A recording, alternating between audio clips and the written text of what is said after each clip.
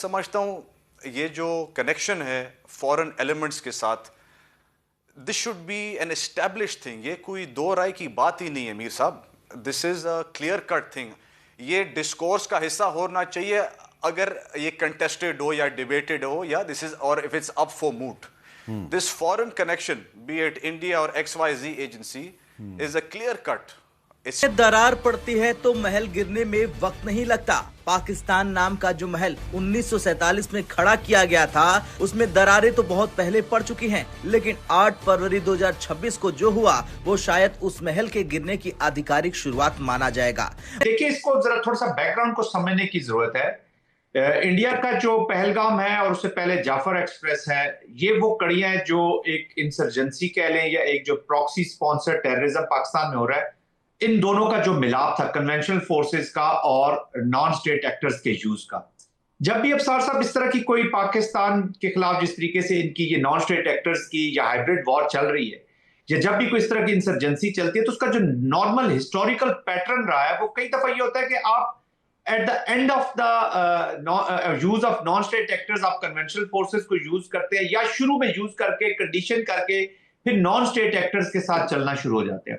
बलूच राष्ट्रवादियों ने अपना Balochistan liberation charter जारी कर दिया, यानी आजाद बलूचिस्तान का एक अंतरिम संविधान। और इस संविधान में जो लिखा है उसने इस्लामाबाद से लेकर रावलपिंडी तक हलचल मचा दी है। सबसे ज्यादा चुभने वाली बात क्या है, वो ये है कि इसमें हिंदी, हिंदू और धार्मिक स्वतंत्रता को लेकर स्पष्ट प्रावधान है। अब बलूच नेताओं ने इस दस्तावेज को दुनिया के सामने पेश कर दिया। मरियार बलूच ने इसे सार्वजनिक किया। ये सिर्फ एक राजनीतिक बयान नहीं है, ये एक वैचारिक घोषणा है। इस चार्टर की प्रस्तावना में साफ कहा गया कि बलूचिस्तान पाकिस्तान का हिस्सा नहीं है। ये एक स्वतंत्र, धर्मनिरपेक्ष और लोकतांत्रिक गणराज्य होगा। धर्म और राजनीति अलग होंगे। अब सोचिए, जिस पाकिस्तान की नींव 2 राष्ट्र सिद्धांत पर रखी गई थी, यानी मुस्लिम पहचान के नाम पर देश बना, उसी पाकिस्तान के भीतर एक आंदोलन उठा है जो कह रहा है कि धर्म और राज्य अलग होंगे। ये पाकिस्तान की वैचारिक नींव पर सीधा प्रहार है। पाकिस्तान ने तीसरी बात यह है चीमा साहब कि दुख के साथ कहूंगा कि एक तो वहां पे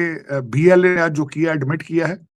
दूसरी क्या बात चल रही है, KPK जल रहा है। और जला कौन रहे हैं? मुश्तंडे हमारे अपने, जिनको हमारी स्टेट जो है वो हाथ नहीं डालती।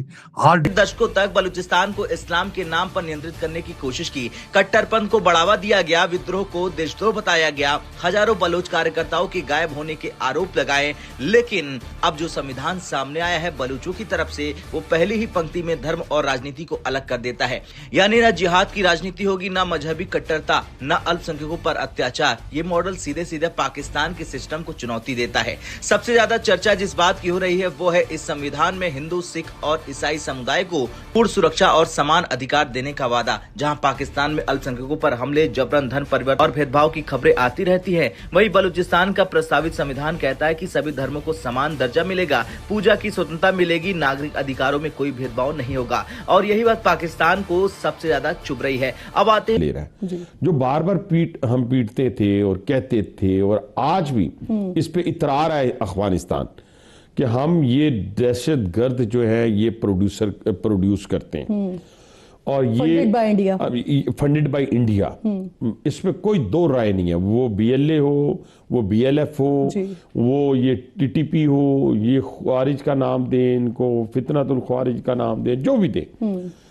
अब मैं समझता हूं कि हमें KPK के लोगों को, मैं ये नहीं कहता कि अपनी हुकूमत के खिलाफ बाहर निकले, उस बिंदु पर जिसने इस पूरे घटनाक्रम को और बड़ा बना दिया। बलूचिस्तान लिबरेशन चार्टर को 11 प्रमुख भाषाओं में अनुवाद किया गया। इसमें शामिल है हिंदी, मराठी, गुजराती, पंजाबी। ये सिर्फ भाषाई अनुवाद नहीं है, ये एक रणनीतिक संदेश है। बलूच नेतृत्व दुनिया को बताना चाहता है कि वो अंतर्राष्ट्रीय समुदाय के साथ संवाद के लिए तैयार है और भारत की जनता तक भी अपना संदेश पहुंचाना चाहता है। कई रिपोर्ट्स में ये भी कहा गया है कि भारतीय समर्थकों ने अनुवाद में सहयोग किया। ये पाकिस्तान के लिए कूटनीतिक झटका है। इस दस्तावेज को तैयार करने का श्रेय बलूच राष्ट्रवादी नेता हिर बयार को जाता है। उन्हें कुछ लोग आधुनिक बलूचिस्तान का अम्बेडकर और शेख मुजीब उर रहमान भी कह रहे हैं। क्यों? क्योंकि उन्होंने बिखरे हुए बलूच समुदाय को एकजुट करने की कोशिश की, एक स्पष्ट राष्ट्रीय दृष्टि दी, आंदोलन को भावनात्मक से वैज्ञानिक दिशा में बदल दिया। अब ये संघर्ष सिर्फ बंदूक या सड़कों का नहीं रहा, ये अब दस्तावेज वैज्ञानिक ढांचे का संघर्ष बन चुका है। पाकिस्तान में जो एप्लीकेशन हुई, मेरे ख्याल में वो ऑन दी बिहेस्ट ऑफ या उनका प्रेशर था इजराइल का इंडिया के ऊपर कि आप मिडिल ऑफ द इंसर्जेंसी कह लें या मिडिल ऑफ द एक जो आपने टेररिज्म कर रहे हैं उसके बीच में उन्होंने कन्वेंशनल अप्लाई की। दे थॉट कि बलूचिस्तान में सिचुएशन हो जाएगी, हमारे एलिमेंट्स जो वहां पे ऑलरेडी प्लेस्ड है वो एक वहां पे एक आग लगा देंगे, खैबर पख्तूनख्वा में सिचुएशन हो जाएगी, पॉलिटिकल पोलराइजेशन है और आइडियल टाइम है पाकिस्तान को मजबूर करने पे। उनका जो पॉलिटिकल ऑब्जेक्टिव था वो ये था कि पॉलिसी कैप्चुलेशन कराए, न्यूक्लियर से ये पीछे हटे, कश्मीर को ये भूल जाए और उसके बाद पॉलिसी अपनी से हट जाए। और हमारे पास फोर्सेस नहीं है, हमने वापस आना है और वापस जब आएंगे तो हमारे पे बम्बार्डमेंट होगी तो हमारे मारे जाएंगे। तो वाजपेयी। नमस्कार दोस्तों, स्वागत है इंडिया स्पेशल जोन में। आज हम बात करेंगे एक बेहद चौंकाने वाली खबर की।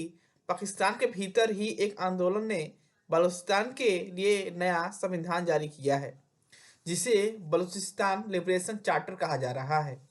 इस नया शासकीय दस्तावेज न सिर्फ बलूचिस्तान के पाकिस्तान से अलग बताता है, बल्कि धर्म निरपेक्षता और अल्पसंख्यक अधिकारों को भी स्पष्ट रूप से मान्यता देता है, जिसमें हिंदी और हिंदू समुदायों के अधिकार का उल्लेख है, जो पाकिस्तान के मौजूदा वैचारिक ढांचे के बिल्कुल उलट है। इस चार्टर की प्रस्तावना में लिखा है कि बलूचिस्तान एक स्वतंत्र, धर्मनिरपेक्ष और लोकतांत्रिक गणराज्य होगा, जहां धर्म और राजनीति अलग होंगे और सभी समुदायों को समान अधिकार और पूजा धार्मिक स्वतंत्रता मिलेगी। यह कदम न सिर्फ पाकिस्तान की पहचान को चुनौती दे रही है, बल्कि पूरे क्षेत्र में राजनीतिक हलचल पैदा कर रहा है। यह नया संविधान हिंदी सहित 11 भाषाओं में अनुवादित किया गया है, ताकि विश्व समुदाय और भारत तक भी संदेश पहुंच सके। यह भारत से जुड़े लोगों के लिए विशेष रूप से बड़ी खबर है।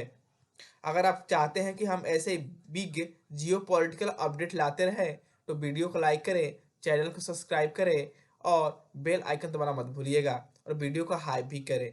जय हिंद, वंदे मातरम। डालते हैं फिर चीखते